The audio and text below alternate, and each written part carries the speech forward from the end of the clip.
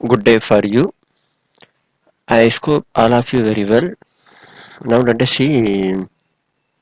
Tamil Nadu Public Service Commission announced their one fresh notification in the 2023 for especially is useful for the civil engineering students for like BE, diploma or ITI, whatever it. Who you are in this civil engineer, it's useful for you. First, இந்த வருஷத்தோட second notification இது. Okay, date வந்து எப்போ விட்டுருக்காங்க அப்படின்னா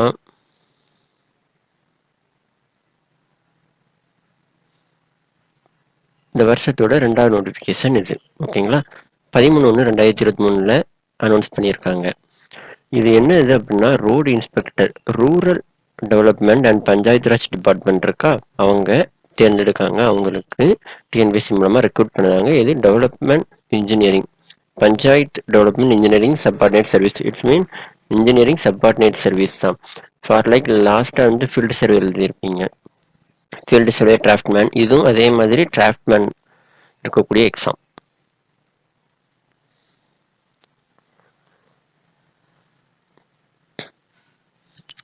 இது one time registration.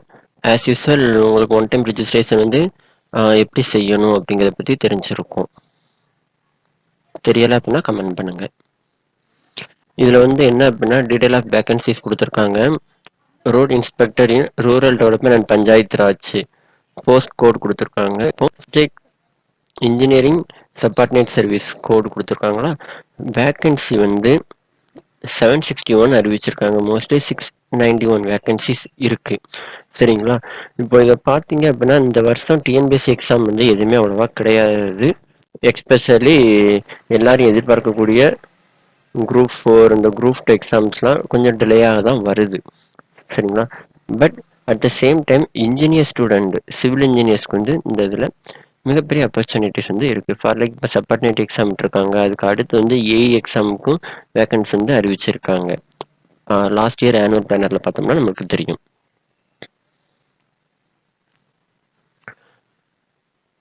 அடுத்து இதில் வந்து என்ன சொல்லியிருக்காங்க அப்படின்னா நோட்டிஃபிகேஷன் டேட்டு எப்போ அப்படின்ட்டு அனௌன்ஸ் பண்ணியிருக்காங்களா. அடுத்து இந்த டேட் நோட்டிஃபிகேஷனோட லாஸ்ட் டேட் வந்து 11/2 தான் அப்ளை பண்ணியிருக்கு. So lot of times are available நம்ம முன்னே இருக்குது, நம்ம அப்ளை பண்ணிக்கலாம். அது போக அதில் அப்ளை பண்ணி அதில் எதுவும் மிஸ்டேக்ஸ் இருக்குது அப்படின்னா கரெக்ஷன் வந்து 16 and 18 2 days ஓப்பன் பண்ணி வச்சுருக்காங்க. இப்போ அவங்க தேர்ந்தெடுக்கக்கூடியது அவங்க வந்து எதை சூஸ் பண்ணாங்கன்னா டிராஃப்ட்மேனுக்கு தேர்ந்தெடுக்காங்க. இப்போ டிராஃப்ட்மேனுக்கு ஐடிஐ ஸ்டாண்டர்ட் தான். லாஸ்ட் டைமாக இந்த ஃபீல்டு சர்வே எக்ஸாம் வரும்போது டிராஃப்ட்மேன் சூஸ் பண்ணவங்களுக்கு இந்த எக்ஸாம் வந்து ஒரு ப்ளஸ் மாதிரி ரொம்ப ஆப்பர்ச்சுனிட்டிஸ் இருக்குது. ஓகேங்களா, 7/5 அப்போதான் எக்ஸாம் நடக்குது. ஸோ டேட்டு நம்மளுக்கு அதிகமாகவே இருக்குது. ஓகேங்களா,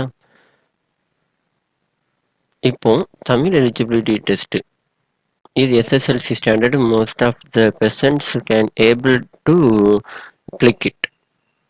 okay, at the same time GS ITI standard தான் இது. ஃபர்தராக இதுக்கு நம்ம கிளாஸஸ் வந்து வில் கண்டக்ட் இட். ஓகே, இது வந்து நோட்டிஃபிகேஷன் அந்த டைம் அண்ட் ரெக்ரூட்மெண்ட் ப்ராசஸ் வந்து பெண்ணை கொடுத்துருக்காங்க. குவாலிஃபிகேஷன் என்ன அப்படின்னு சொல்லி பார்த்தோம் அப்படின்னா ஏஜ் லிமிட் மென்ஷன் பண்ணி கொடுத்துருக்காங்க.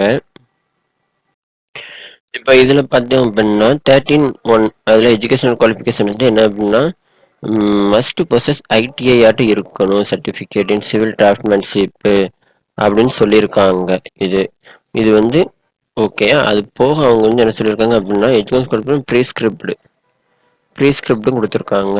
இதுக்கு எதனால டிப்ளமோ இருக்கலாம், பிஇ இருக்கலாம்னு சொல்லி மென்ஷன் பண்ணியிருக்காங்க. ஓகேங்களா, அடுத்து நீங்கள் பார்த்தீங்க அப்படின்னா பின்ன சப்ஜெக்ட் கோட் 388ல் டிராஃப்ட்மேனுக்கான சிலபஸ் இருக்கு.